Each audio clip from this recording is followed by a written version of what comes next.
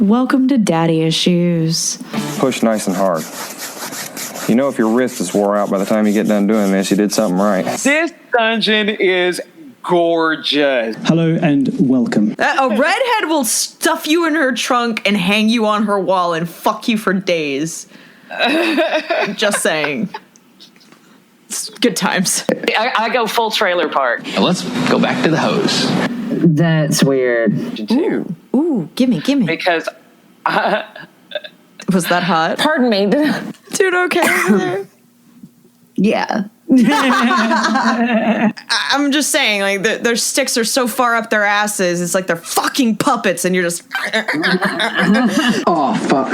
I can't believe you've done this. Would you be comfortable sharing with us the name of the hotel you stayed in last night? Well. Look who skipped their meds today. And then it was just like, I should drink less. I got all these daddy issues.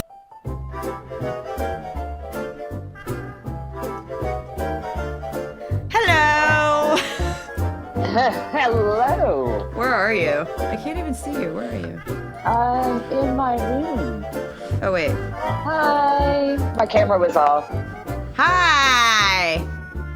You're currently sitting on my laundry at the minute. Nice. Hi, laundry. It's me, Shade Queen, here to fold you. I actually made up with my laundry this week, okay? I did this thing where... Have you heard about Marie Kondo? Oh, yeah. Okay. Oh, yeah. I Marie Kondo'd my entire fucking house, okay? Nice. So, like, all of my clothes are in a perfect little teepee, rode up in my closet. The rest of my room, like, look at this shit right now. Hold on, I'll bet I could show you. Alright, I can't. Hold on. I'm gonna take pictures. I'm gonna send you pictures because I'm really fucking proud of all the work I did in there. So I did that because I can't really fucking do much of anything. I don't know if you've noticed, but I haven't been texting because, well, I can't really. Yeah, I mean, I'm in the same kind of boat, but mine's not as bad as yours. Yeah, so I've got a broken arm, and she's got a fucked up hand. And I've got a stab wound in my hand. Yeah, a self-inflicted stab wound, no less. Yeah. Which sometimes you just have to accept that the can's not going to open. You gotta let it go next time because it won. Yeah. But yeah, so I've been pretty much left to my thoughts, and then I watched Marie Kondo, and the rest is history. I mean, my left hand did all the work. Like, don't you remember when Laura was telling you about the book and stuff, and how she changed the title? That's the chick that she was talking about. Oh. Yeah, Laura's house is Marie Kondo'd all the time. She just is. So organized. I love it. I used to have that in my life, but I don't have full control over this space. I share it with my family. Yeah. So it's not really the same kind of deal where I have creative control everywhere, you know? Like, I can't just be like, all of this shit goes, let's start over. Like, big purge, I don't feel anything for any of this shit. Like, it can go. But, I don't know. I've been going through a life purge in general. Like, a lot of things have shifted and changed. I'm letting go of a lot of things. Not just objects, just like feelings, history, a lot of different shit, honestly. Yeah. And I think when I busted my arm, like, the way I looked at it was, well, I have nothing else to do but think. Watch TV and think. And TV gets really old for me really quickly. Like, I do a lot of reading, but that has its expiration time too for me because eventually my eyes get tired. Yeah. All that said, my room is now in exceptional shape, so thanks, you got this, girl.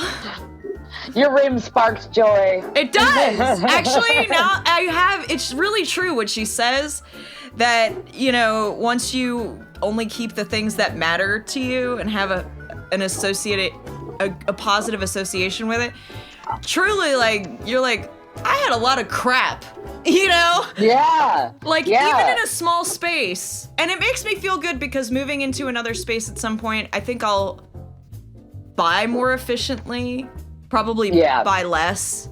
I notice for my anxiety, it helps a lot to have like clean lines and no messes and apparently TP'd laundry. Oh my god. Nugget! Sorry. Yes. I can't snap it. I can't. I saw you were like, I feel you, girl. I feel you. Hello. Hello. I still have 2 weeks in this fucking shithole. I thought it was coming off next week. I told you that yesterday. I was like, yay, it's gonna be off next week. Not done yet. I got 2 weeks left. Shitty. Yeah.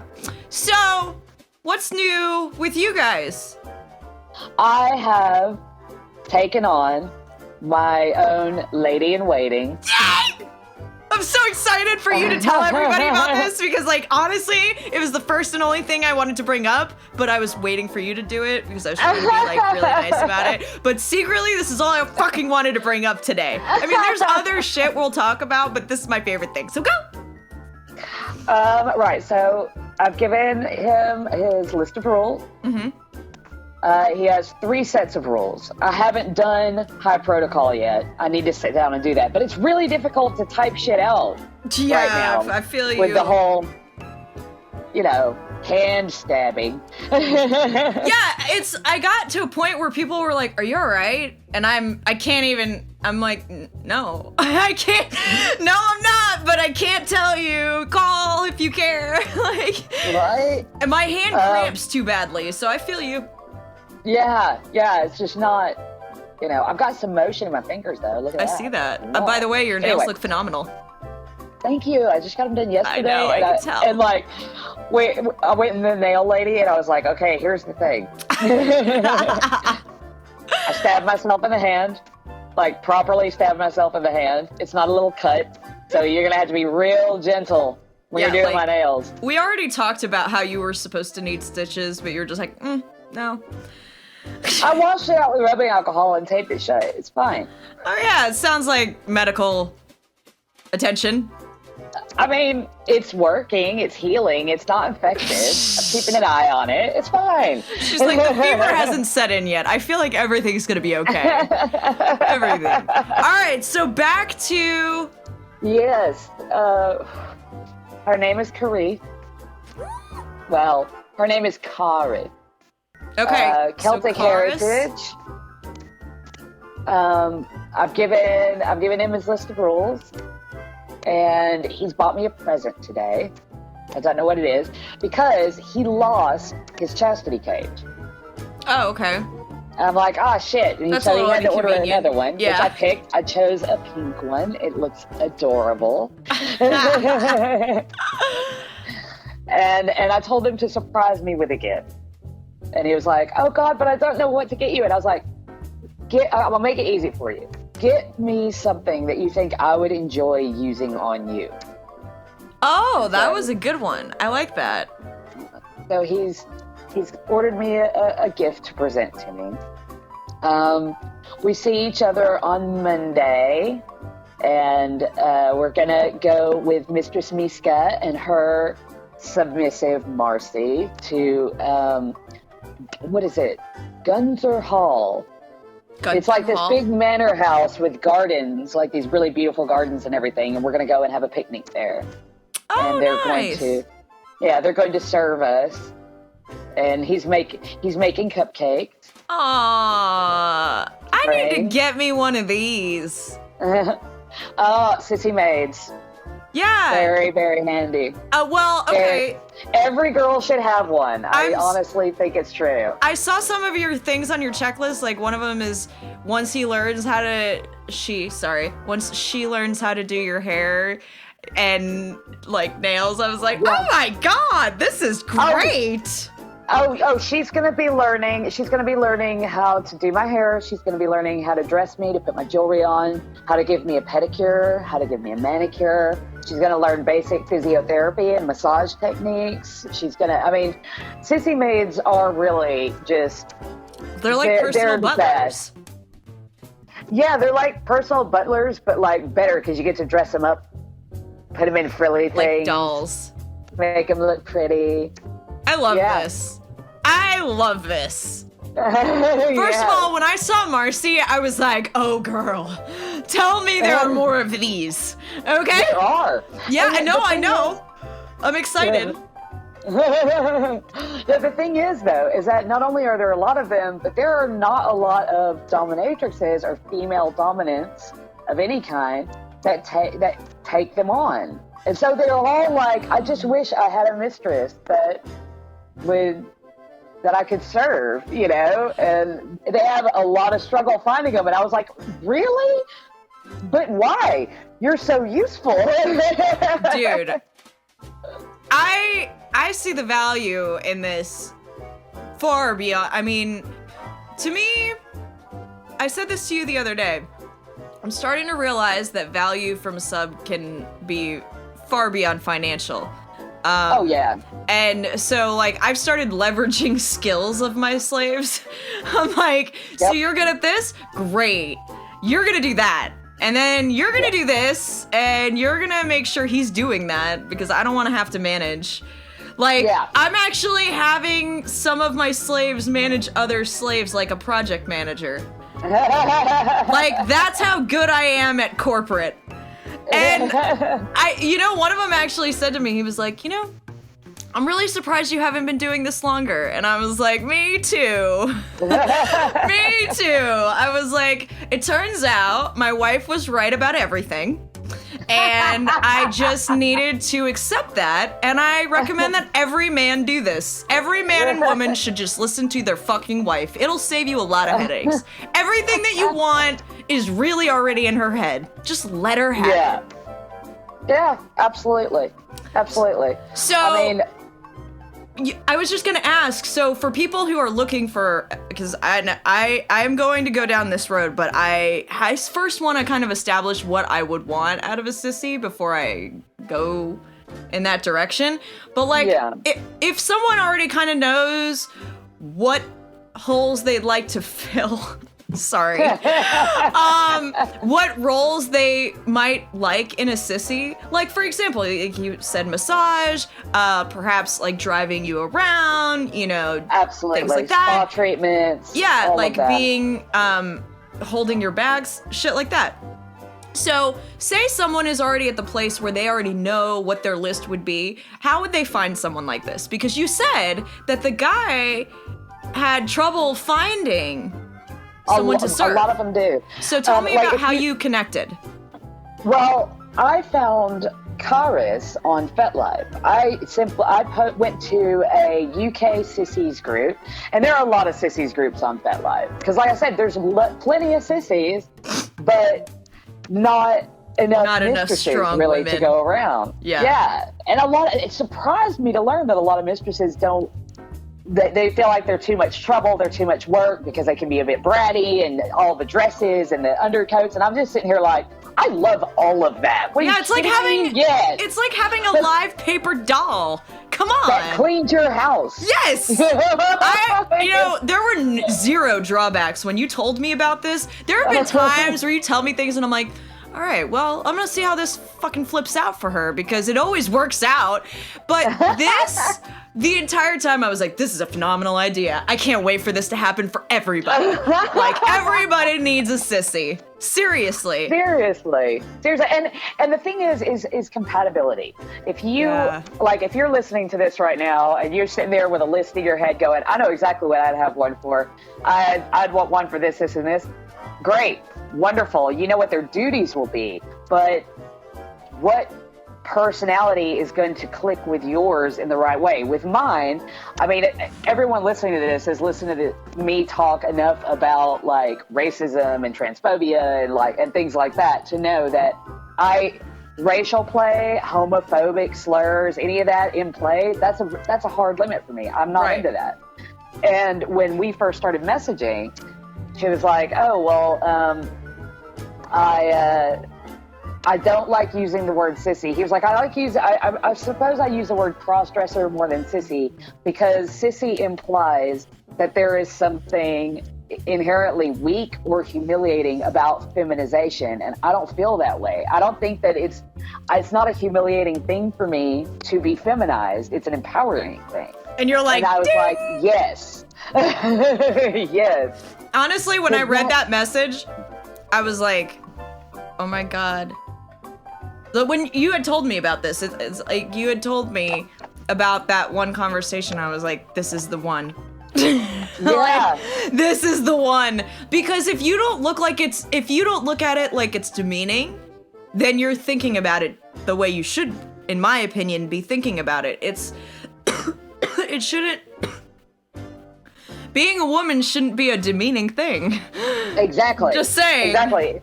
It's more like, and keep in mind though, there are a lot that's what it is for them. It's a humiliation thing. It's like, that sort of thing. Those types of sissies I'm not compatible with. Yeah. End of discussion. So that's one of the reasons why I put the ad up on FetLife in the sissy group, or in the UK sissy group anyway, because I had a very clear idea of the type of person that I wanted around me and that I would allow in my space. A lady in waiting is not just a maid, and there's nothing wrong with being a maid. I'm not saying just a maid like, oh, it's lower. I mean, their duties kind of go a bit beyond that. Right. A lady in waiting is someone that is meant to not only be a servant, but also a companion, and a confidant and a friend. So I needed to know ahead of time, is this someone, like, would I hang out with them if there wasn't kink or a dynamic involved? Is this someone that I want to be a part of my life for many, many years? That's the type of stuff you need to ask yourself, because having a personal submissive or a personal sissy maid or a personal lady in waiting, a houseboy, a butler, a valet, whatever, if you're taking them on, they're going to serve you until they don't anymore. Right. And that might not ever happen. Right. They could be bringing you medication when you're on your deathbed. Yeah. You don't know. Yeah. So go into it with that mindset, because you're essentially bringing another person into your life. You are creating a relationship with this person, not just a scene. It's not just show up and get spanked. You said something really powerful there that I feel like all submissives should hear.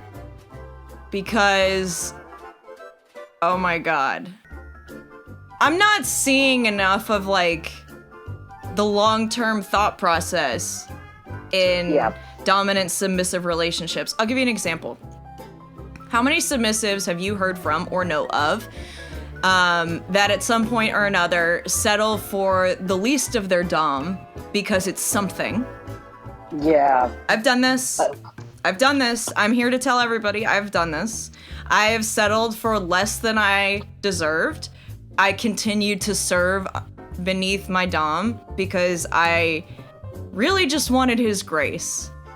I was always wanting that praise, that return, Yeah. But here's the thing. A lot of dominant submissive relationships are kind of right now almost trendy. And I'm having a problem with that because it's a trend, it's also not looked at. It's looked at like dating now. Like, you can just date this person, you can date that person, you can do this.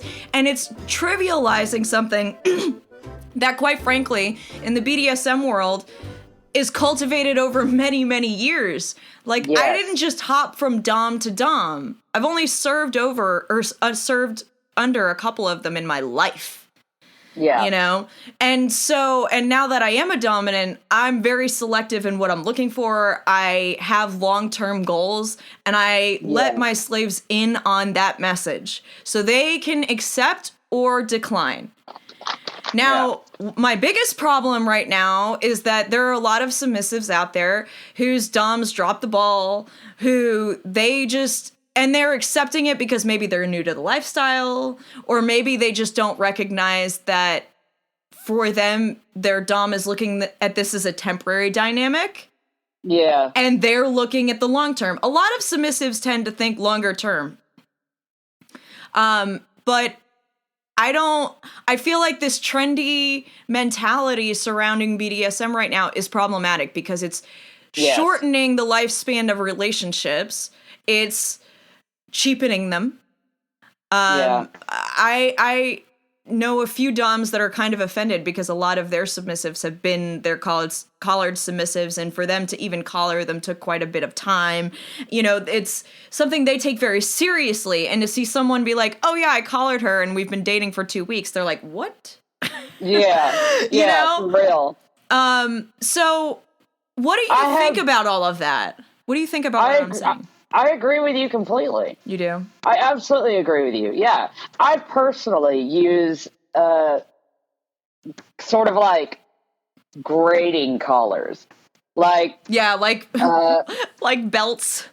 Yeah, pretty Like a much. sash Like, system. okay, so my lady in waiting, I have gotten for her a day collar. And I have gotten for her it's not a consideration collar. It is a proper collar for submission, but it isn't the collar. Right. You know, you have to earn your way into that one. Yeah, exactly. Through that, it's more like a play collar or a sign of a new relationship and a new commitment to serving me. It's a deep sign of respect, and that's why it's offensive when it's trivialized. To me, at least, it bothers me. It does bother me a little bit. I'm kind of torn about like the concept of the collar itself. I'm not fussed about it being trivialized. I care because I had to work so fucking hard for mine.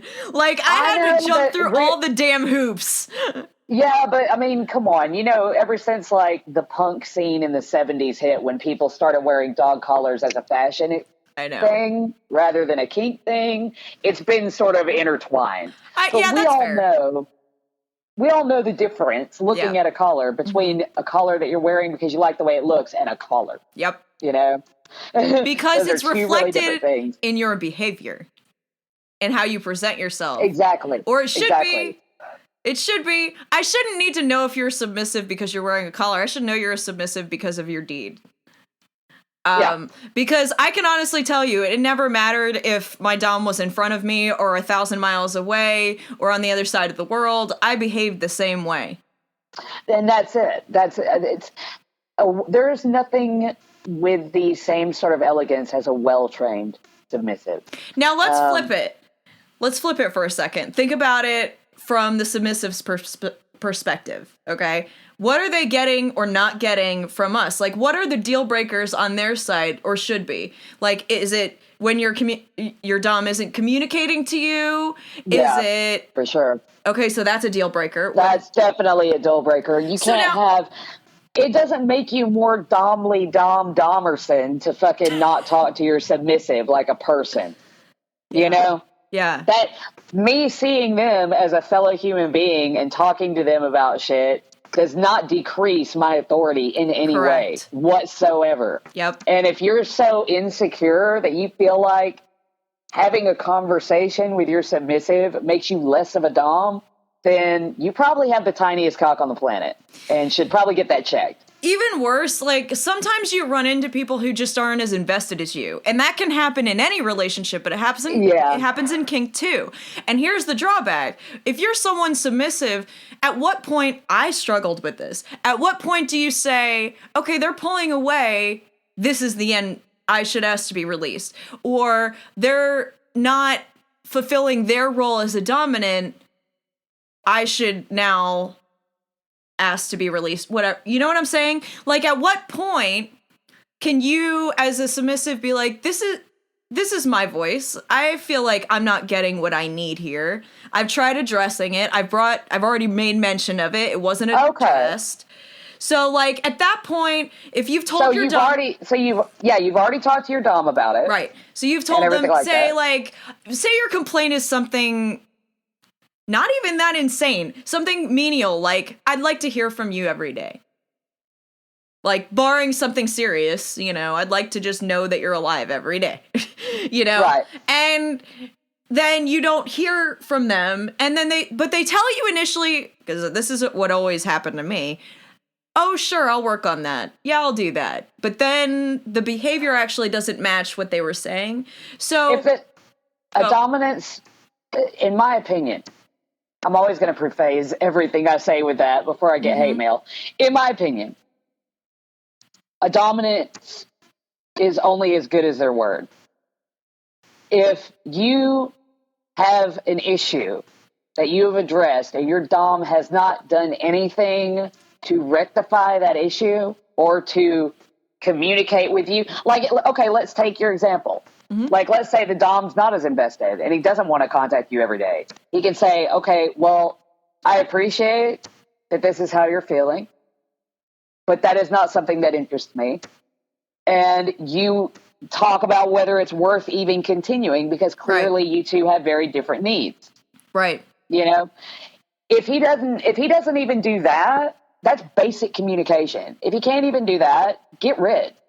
I think that a lot of people, once they've gotten to the stage where they love that person, you know, we can say get rid, but I know, and I have friends who are submissives, that it isn't that you... Oh, it's not easy. It isn't easy, but it's like, I feel like as a submissive, you feel this level of, oh my gosh, it's like blind devotion. Yeah. Because, like, you get to a point where you're so programmed into that person and around what their needs are and what they expect from you that when they pull away or things start shifting and you ask, like, you're reaching, you're chasing now. Yeah. And I feel like submissives really end up shit into the stick on that one. Because, you know, the dom is holding all the cards and the submissive doesn't even feel like, yes, they could say, I'm done, but the pain associated with that end is still very heavy. Oh, it is. Absolutely. Of course it is. But it's also necessary. Yep. Because you can't submit to someone who doesn't take you seriously. Yeah. And words are not enough. If he, you know, it's one thing if you say shit. I don't just say shit to my slaves. I mean it. They know that if I say I'm going to be up at 5 a.m, you better be up. It's 5. Yeah. You know, like I am a woman of my word if ever there were one. So I expect the same respect in return. But I can tell you that I myself have experienced when your dom shifts on you, you like hold on to that string in hopes that your level of devotion and commitment will like outweigh the storm. You're thinking maybe they're just going through some shit because you keep telling yourself that everything's going to be okay and that they really love you. This is why it's so important. And I've stressed this before and I will continue to stress it. It is so important for submissives to have friends that are submissives. Thank you. I say this all the time. I'm like, grow your tribe, bitches. Like, seriously. Get a fucking FetLife profile, make lots of friends. Don't trust us, trust everyone. You need a support network. Yep. Because it does hurt and it is hard. And you need someone there to be there for you. Yep. I mean, that's just the way it is. Like, you cannot isolate yourself and make your dominant your entire world, because if you have nothing outside of that, then if that goes away, I mean, that's psychologically damaging. I think that we should call this like survival subbie support. Like, really, because submissives kind of need to have an open language, because there is a level of bullshit that we could flag on one another, but we don't see ourselves, you know? And then as a dominant, I'm now recognizing with people who contact me, men and women, that their needs are very transparent, but often the problem is that people haven't been transparent with them at all. They've told them everything they wanted to hear. They've shown up and made it fun when they were around, but then there isn't anything underneath it. And that is like the deepest fucking hole. Because now you're at a crossroads. You can either accept the depth that isn't, right? That doesn't even exist. Or you can break that tie in hopes of finding something else. Yeah. Or just having your sanity and self-respect, which is what I went with. And finding something more compatible is always an option. There are very few people that just live and die alone, realistically. Yeah. There's someone compatible for you out there. Yeah. You know? Yeah, and I feel like I'm not here to say that, you know, you never have issues with your dom, and, you know, it's like any other dynamic. It's work just like any other relationship, but both people have to put the work in. It cannot be one-sided. Right. You know, it can't be. And there's a lot of lazy-ass submissives out there, Yes, and you there know who you are if you're listening, that expect the dominant to do every single little teeny tiny thing while they just kick back and... We ain't got time for that, bitches. No. Don't. Listen, I'm here to support something that you may have to hide in the dark.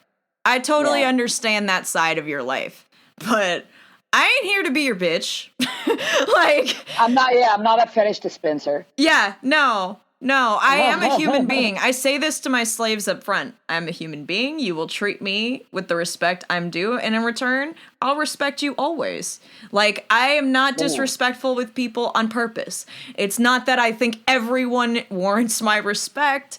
It's that some people haven't been respected in the past, and if they see that from you, they respond in kind. Yeah. And sometimes people just need to know that you're taking them seriously. Absolutely. And be heard. I never was heard when I was younger. I always felt like I wasn't heard. So, you know, one of the things that my slaves get from me is a listening ear, and they have a voice. I'm not going to dismiss their needs. Or, you know, if there's a need that they have that I can't meet, I put it out there immediately. Yeah. And then, but, you know, some people hold on anyway, you know, even if they know it's not what they want, because the fear of that loss is scary. It's painful. I recommend therapy for those people. Yeah. Like, because you have to be strong enough to take your own needs seriously. Yep. You know, you should not get involved in this lifestyle at all if you can't take your own needs seriously. You know? Right. And it's like, if you don't feel comfortable establishing your needs and standing your ground with your dominant, it's probably not a healthy relationship. Yeah, absolutely. Like, you should that was one of the things that drew me to Karis was in his one of his write-ups, he said that, you know, he's not a brat, but he will kick a dom in the ass if he needs to kick a dom in the ass. Which means, like, you know, let's say I spiral into a deep depression and I'm not taking care of myself, he will fucking be like, no, stop. You need to eat. You out of it. You need to eat something. You need to drink something. You need to get up. You need to get dressed. Come on, I'll help you. You know, it's, you never should feel like you can't speak up with your dom, ever. You know, even if it's not to do with you, even if it's to do with them, speak up. So what about the excuse dom? What about the excuse dom? Because we know these people. Oh, okay? Christ. These are the... no, we have to talk about this because we've never actually put a voice to this, and this is so important. I wrote a note about this one. Okay? So the excuse dom is the one that somehow magically doesn't have his phone in his fucking hand, even though, you know, it's glued to his goddamn hand. He can't seem to text you. He tells you he's going to call, but he doesn't. And then when you're like, why didn't you call? He comes up with a really decent shit reason. And then you get to the next fucking play. Now, at what point do you, first of all, start recognizing it? Because not everybody does know that that's what's going on. But how do you know the difference between this is an excuse and this is a legitimate, he just couldn't make it that time? Frequency. Frequency. I mean, seriously. Yeah, there's going to be times when you can't make it. Right. For whatever reason. You're human. But if it's like constantly, then no. And also, again, speaking only for myself, but most dominants that I know, if something happens like that, then they are very quick to communicate it before and after. Yeah. Like, let's say, oh, we're supposed to meet up and do this. I'd message before, oh, this has happened, I'm not going to be able to make it. And then once that situation is taken care of and I have a minute, I message again and say, I am so sorry, like this happened, and chat with them about it and make sure that they understand that we're rescheduling. It's fine. Right. Because Everything that is okay. silence is palpable for a sub. It creates sub drop without like any scene. You're immediately put in this like dark hole emotionally where you're stuck between your allegiance to your dom and devotion that you've set there and that you want to trust, and what you're starting to recognize is not what you want. Yeah. And that's the thing.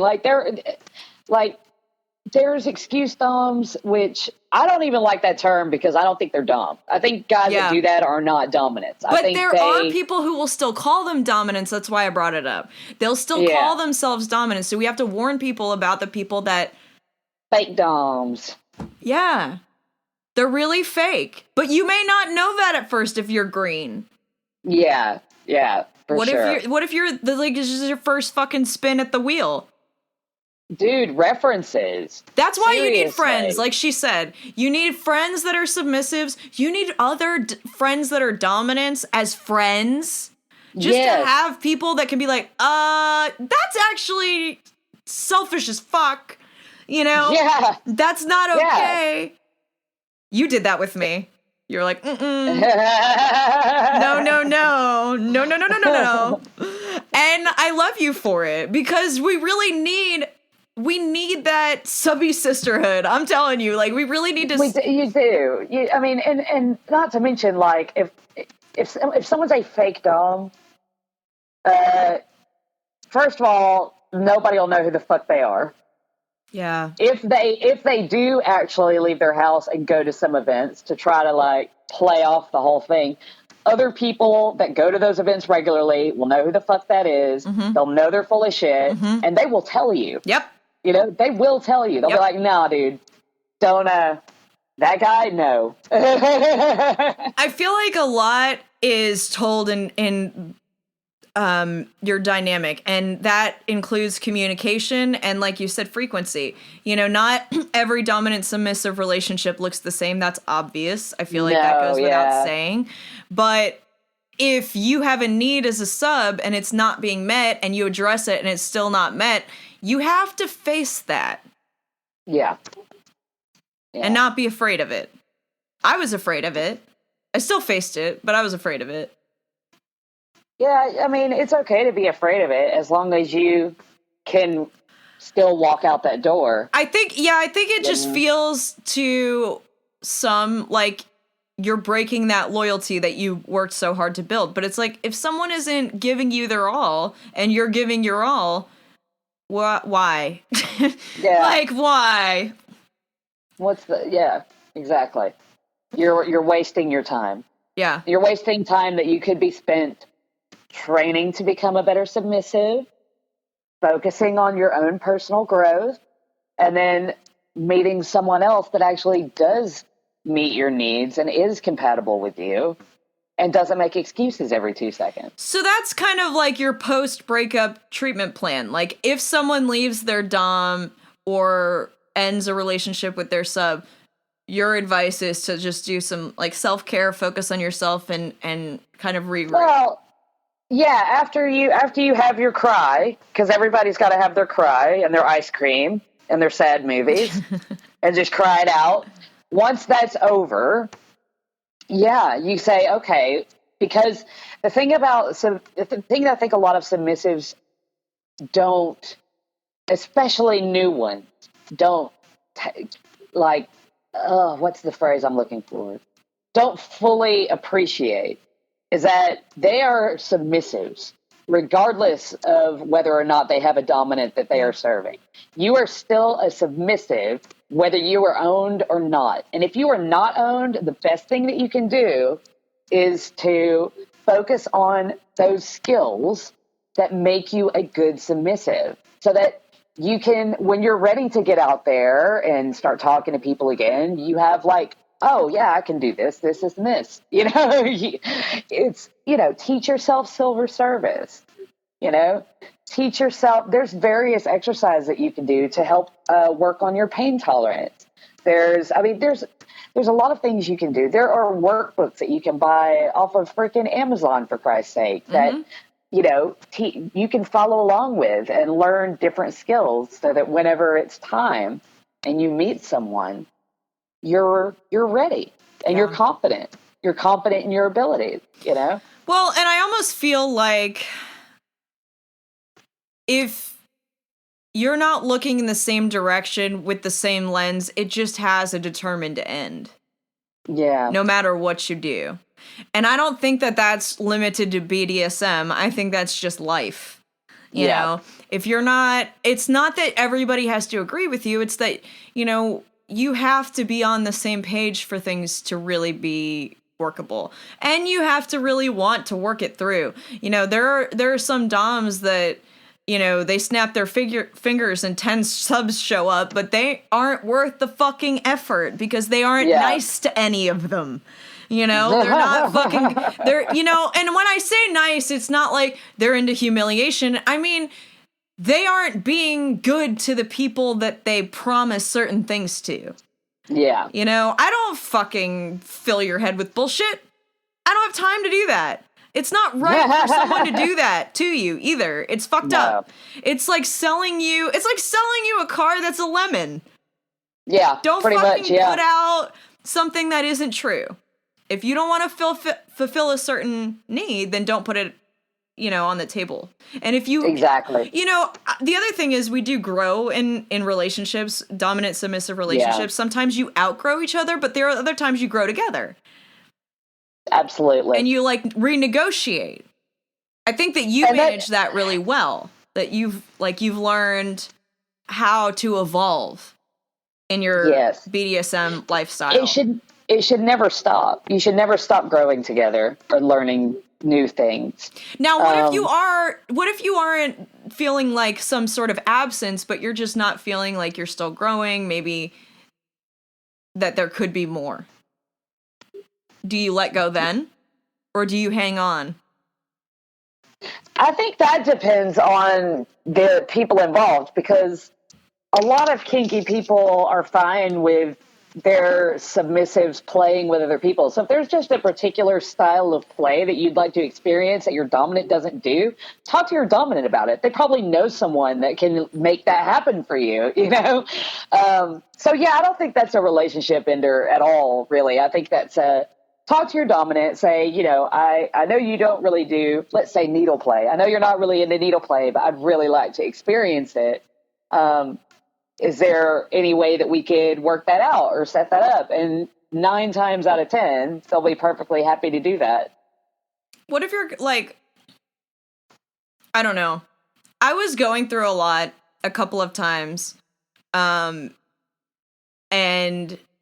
it's like I said, that silence is palpable. And when you start getting used to it, it's almost like when they finally do reach out, you're like, oh my God, I'm going to suck that up.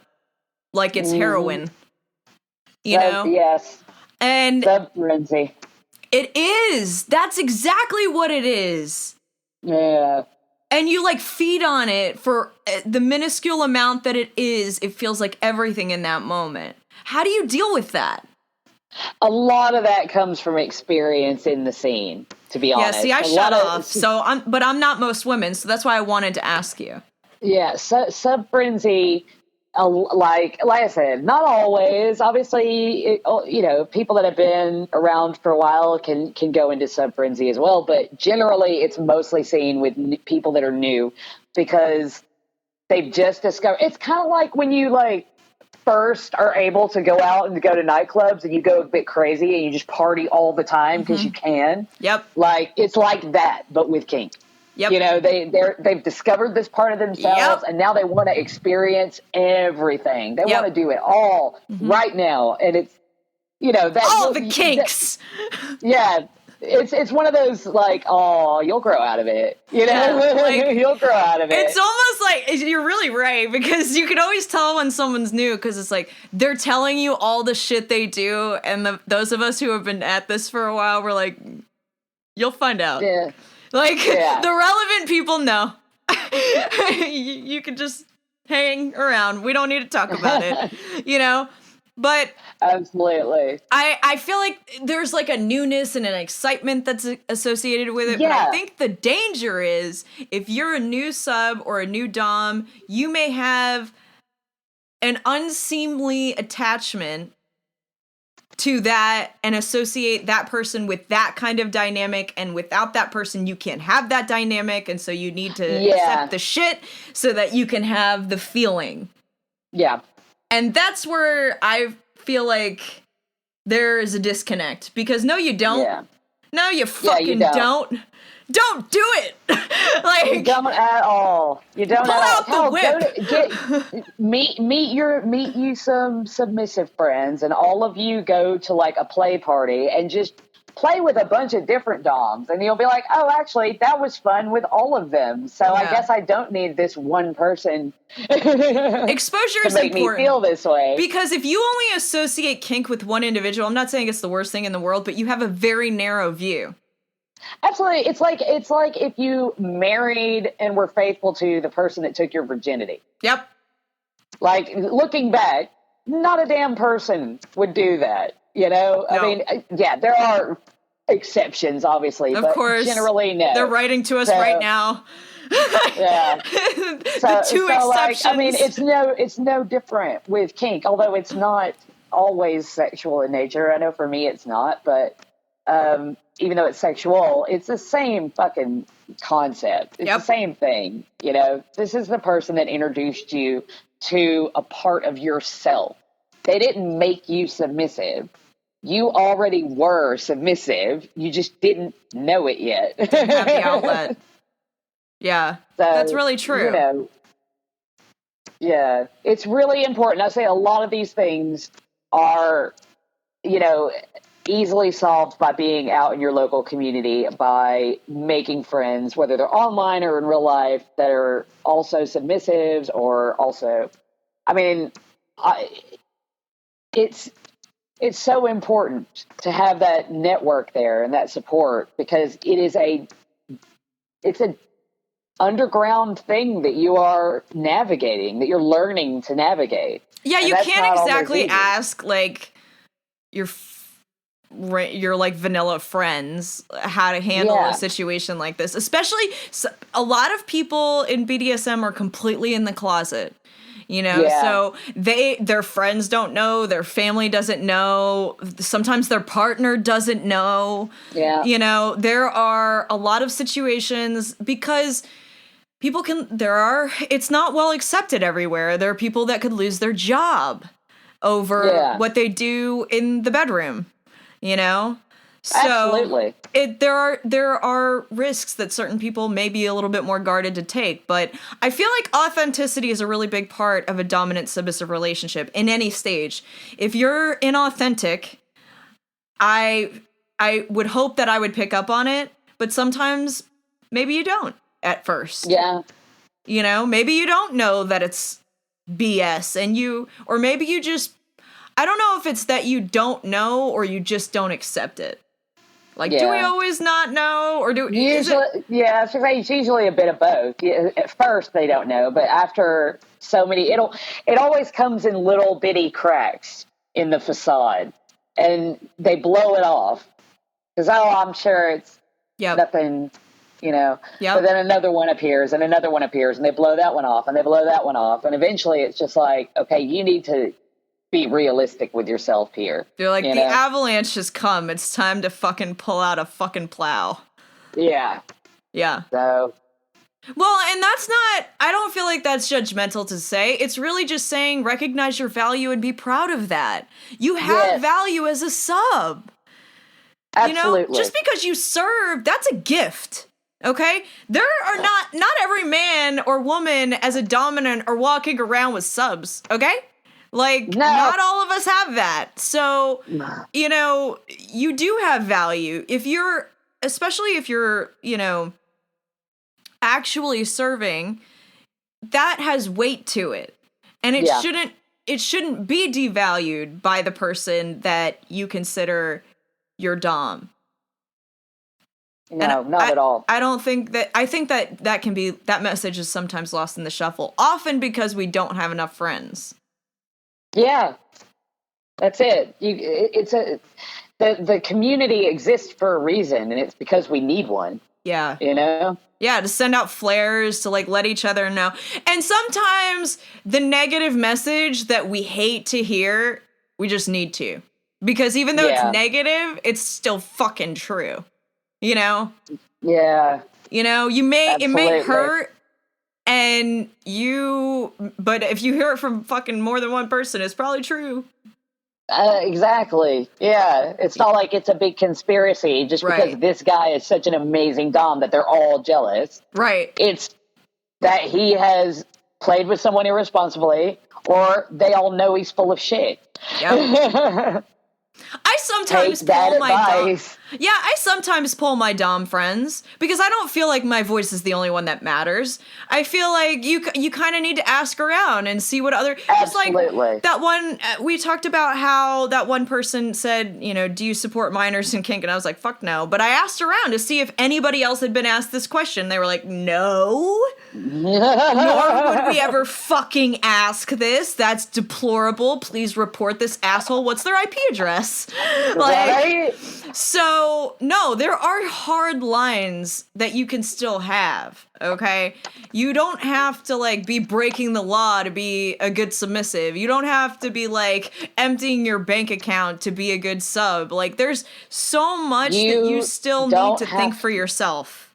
I want to add one to that because I feel like it's not said enough. Okay. You do not have to be into pain to be a submissive. That's a you good do not one. have to. A submissive does not equal masochist. There are plenty of subs out there that are not into pain at all. Yep. You know? I've explained that to a couple people because I'm not into the same level of pain that you are. I have experienced a lot of pain, but like I don't get any gratification out of it. Yeah. So for me, it's not like there are some things I'm into, but that are considered masochistic, but not to the level of like needles or, you know what I'm saying? Like there are certain things that they just don't appeal to me. Yeah. Karis, luckily enough, total pain slut. See? She loves it. Match made in hell. And it was interesting though, because when we were talking about it, I was like, you are so perfectly compatible for me.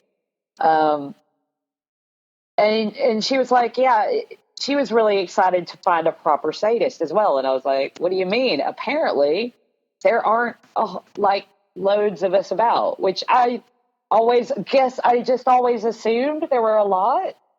But okay, now that's weird to me not. too. I actually am surprised by this because most dominants I know are sadistic. Like, not fucked up, but just sadistic. Like, they're sadists. And so I'm surprised by this also. Yeah, maybe there's, I don't know. Are we getting softer doms out there? Are y'all daddy doms? Is that what's happening? Maybe. Oh, a bunch of teddy bear doms? Aww. Maybe. I don't know. Maybe it's because, maybe it's a dominatrix thing. Maybe dominatrixes, maybe the female of this species is more into humiliation than pain or something. That could be. That's an interesting question. I don't know.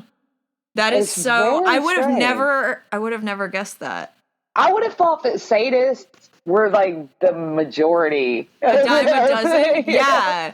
Yeah, a dime a dozen. I wouldn't have ever expected that would be hard to find. Yeah. It wasn't hard for me to find. I guess I attract that kind of attention. They're like, she's dark as fuck. Let's do this. And I mean, you're not all wrong, but I'm just saying, like, I am a whole person, and I definitely present that.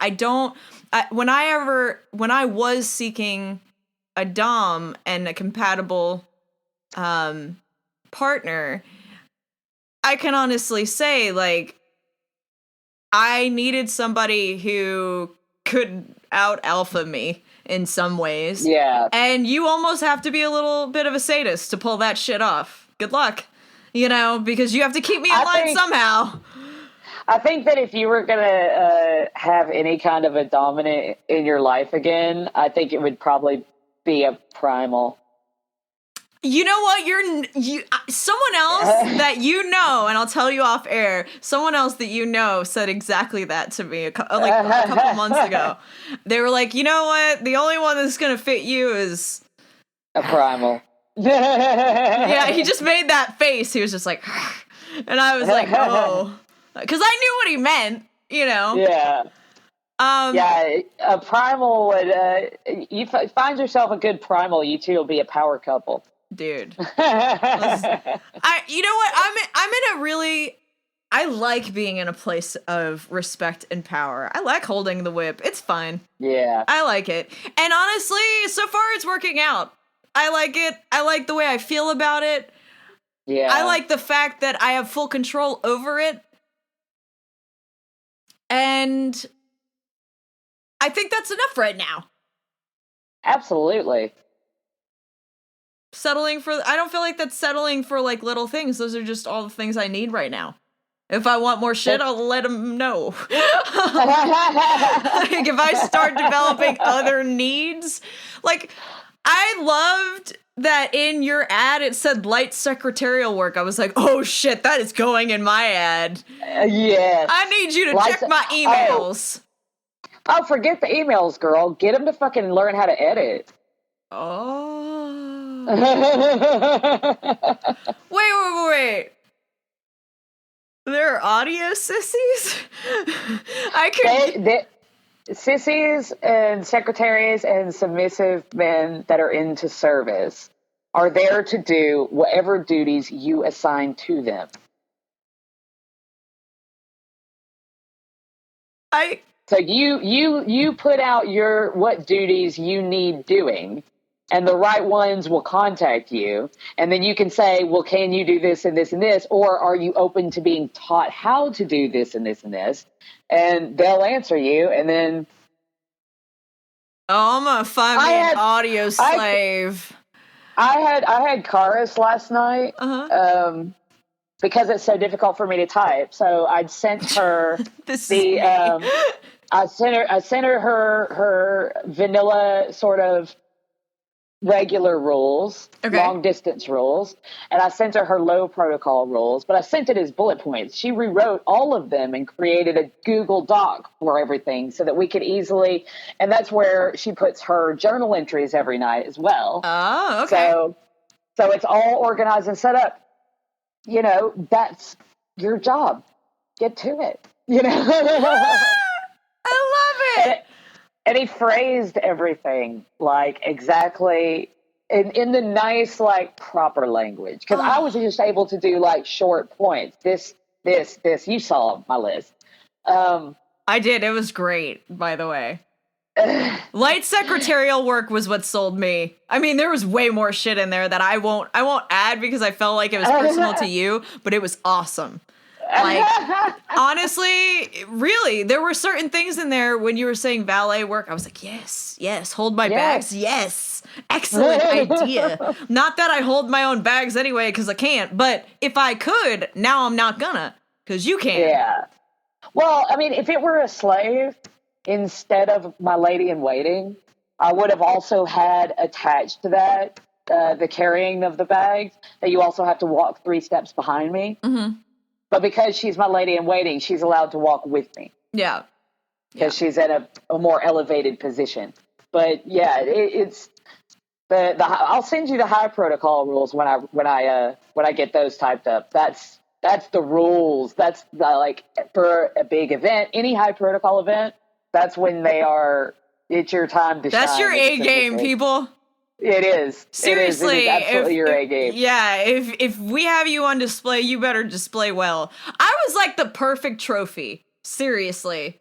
Like, Yeah. I know how to behave. You can't tell from me being on air, but I'm actually very well trained. And so I can be poised. I can get along with anyone. You know, I can be in any environment, whether we're in a bar or we're at a 5-star restaurant. I can handle Yes. any environment. And I feel like my doms pretty much preferred that because I always looked perfection. Like, I always looked my best to their standards. Yeah. And I knew I was a reflection of them, so I was always on my best fucking behavior. That's it. I mean, I've talked to Karis about this several times, and I know you read the rules, so you knew that it's in there. When a submissive is not with you, they are still representing you. Yep. If they go out and act an ass, and this is a rule that I will never budge on. If Karis were to go out tonight and just get so insanely drunk that he passes out in a gutter somewhere, and does, I mean, no, Irresponsible 3 shit. strikes and you're out. Yep. Because you are not going to make me look. A poorly behaved sub reflects badly on the dominant that's meant to be training them. Yep. You know? It does. Because it can't- shows that you don't have, first of all, you don't have their respect, because then you wouldn't have to fucking fight each Yep. other. And respect to me is a very, very, very big part of this. I always wanted to please my dom. I always wanted to make him look good. You know? That was Yeah. my job. So if I wasn't reflecting well, then I either edit that behavior to his standards or I should be dismissed. Yeah, exactly. I have that same Exactly. standard. If you fucking let me down, you get 2 strikes. I'm not as nice as you. You get 2. Yeah. 2 here. I don't have that much fucking time on my hands, people. I've got a young life to keep living. So like, Oh God! Speaking of though, yeah. your young life to be living. So we chatted and we met and we've done all well and we've decided, okay, we're going to take it forward. And now I've taken him on as my lady in waiting, and that's set in stone. And then he sent me, he was like, oh, some of my friends want to meet you and everything, and sent me one of their FetLife profiles. And when I backed out, it went to his profile on FetLife, and I saw his age. Okay. And he's below my age limit normally. He's 25. But fuck it. He cute though. And he cute though. Yeah. I mean, all right. Like let's be honest, ladies. Let's be honest right now. I mean, it's not like he's young. I mean, he's not involved an in the scene infant. for a while. Yeah. It's not like he's like 19 or something, or like 20. 21, I'd be like, okay, I need to reconsider this. You're like, no, this is unsafe. I could break you. Like, I could actually, by the thrill of my hand, break you. Your bones haven't developed yet. Oh, man. And like, yeah, so I kind of was just like, oh, shit, I didn't realize he was that young, because he doesn't seem that young. He doesn't come across that way at all. He knows himself really well, and he knows his own boundaries really well, and his point of view and everything like that. So normally you're getting into your 30s when you've got that kind of self-assured, Right. no, I know who I am, I know what I want, I know what I'm doing, right? Right. So I just didn't even think like that he was that young. But well, I mean, I've made that mistake. I misjudge someone's age, but you know, it's not all for naught all the time. Sometimes someone has an old soul. I mean, it's just a fact. Yeah. I definitely was not like my peers. I really didn't fit in with my peers, and it wasn't that I didn't want to be friends with them, and it wasn't that they didn't like me. It's that we didn't have a lot in common. Yeah. I wasn't doing the shit they were doing, and I do mean shit. Like, I was not doing that. I was really a very straight edge kind of gal when I was growing up. I got over that. We're here now. Daddy issues. I don't mind though. Like, I really like where I am in life. I'm proud of this show. I'm proud of the message that we send to people. I'm proud of the fact that people listen and fucking write into us. I love you guys. We love you. Like, I'm really impressed. I'm really impressed that this show continues to grow.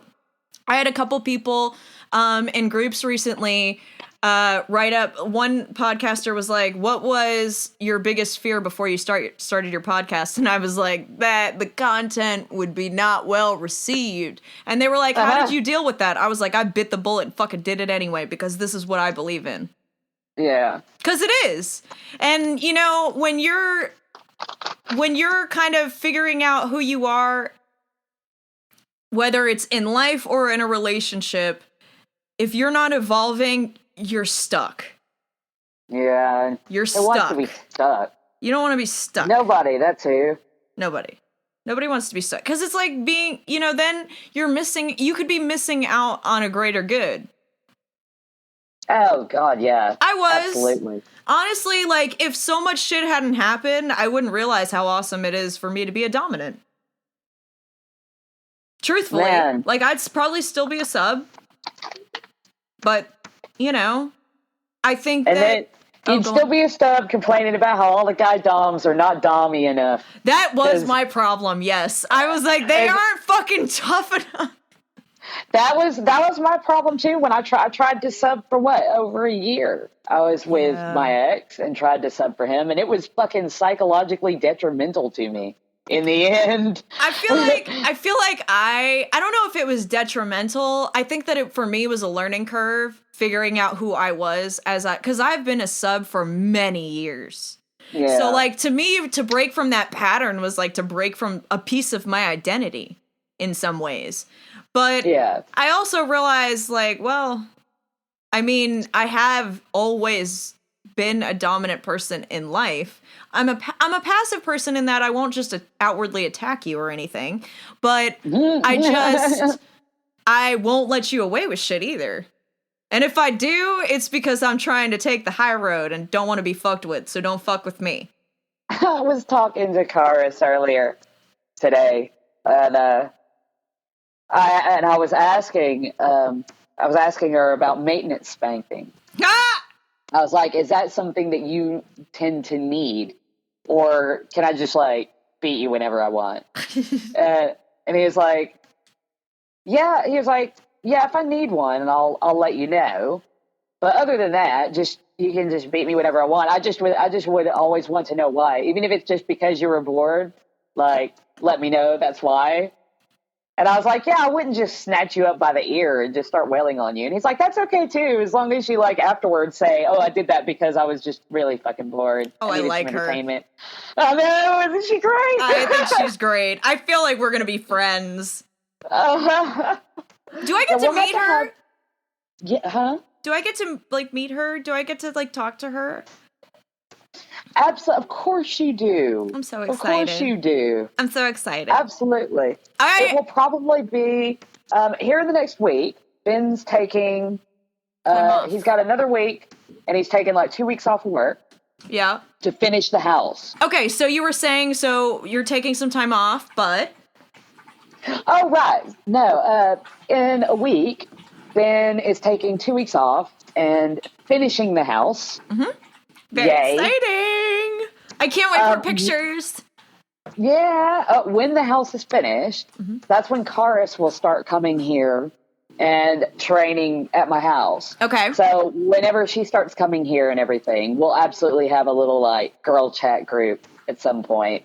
Okay. And, like, introduce you guys. I'm so excited. I know that she's going to be so well trained because I just know you and I know how you are built for this. Like, I have a knack for it, but you were born for this. Like, your level of ingenuity in this is just, it's paramount. I can't even compete. I feel like I'm getting by with the fact that I'm still hot.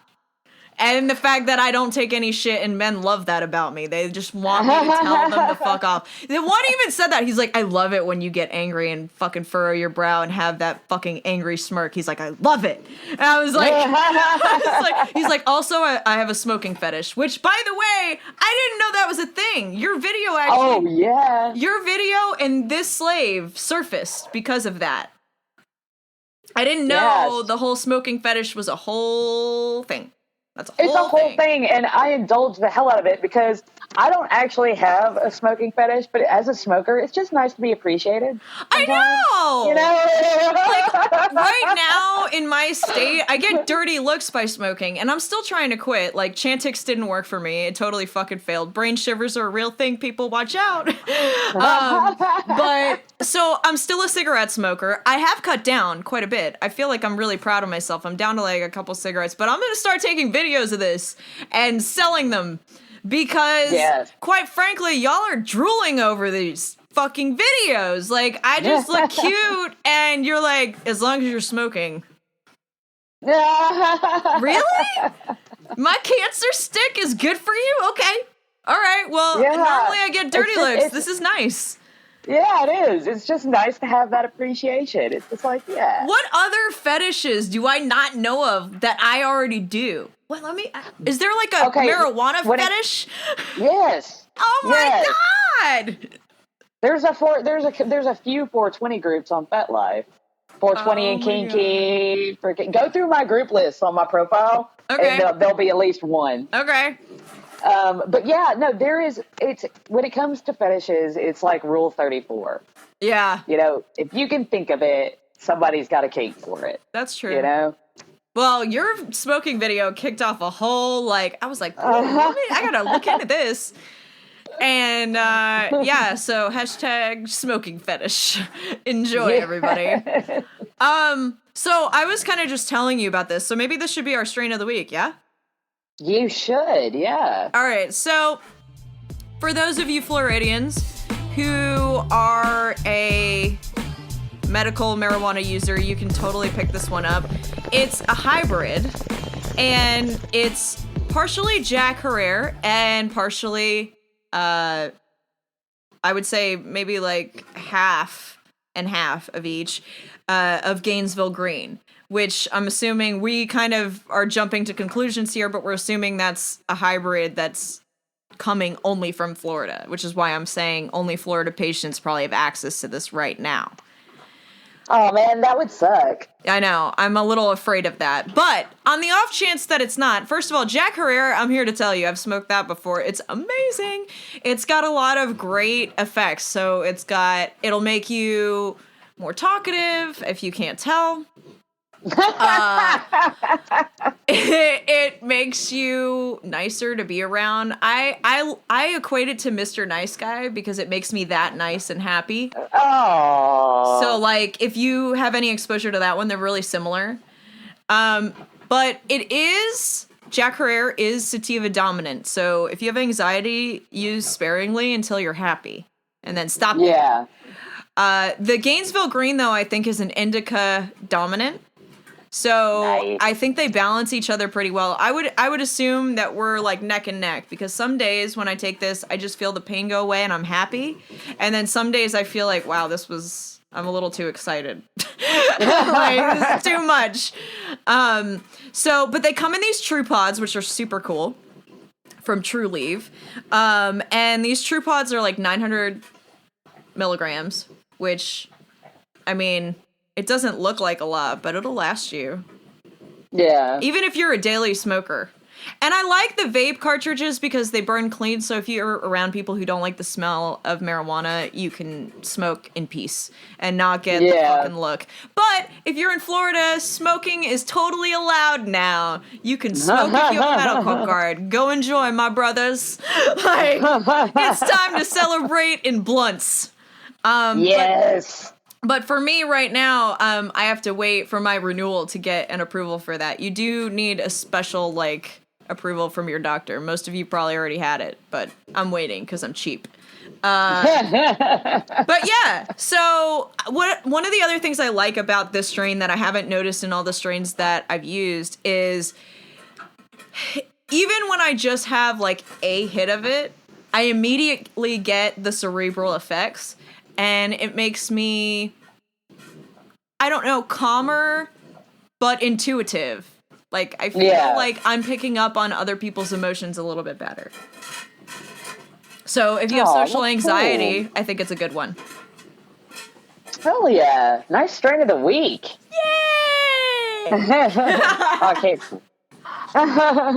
So, I'm not as, like, well-read as my wife when it comes to these strains, but I did my best, and I love you guys. I think you did great. I'm 420 friendly. We love the weed. We do. But, you know, I feel like a lot of states are trying to follow in kind. I mean, we've got a lot of other fucking shit going wrong with this goddamn country. But when it comes to marijuana, we're just starting to turn some corners. That's nice.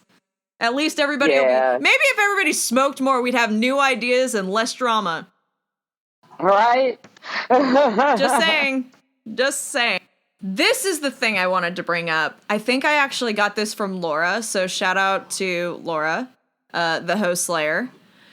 She's super epic, and I'm pretty sure she is the one I got this from. It says, man who removed condom during intercourse with sex worker jailed for rape.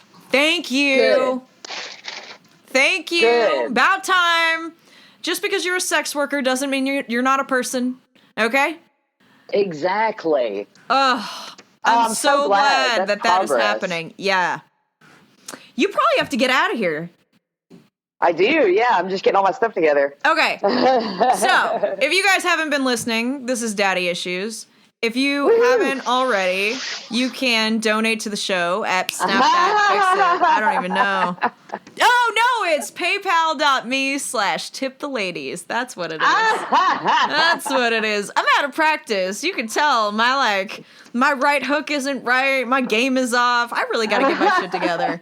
But my wife is still beautiful, so everything's okay. You are. I think we had a good day. This was a good day. We did have a good day. All right, everybody. Thank you for listening. We're getting out of here. Have a good day. Bye. Bye.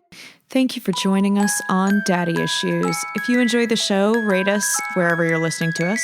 And if you'd like to show your appreciation, you can do so at paypal.me/tiptheladies. If neither of those work for you, share us with a friend. I mean, after all, we're everybody's guilty pleasure. Click, play, obsess.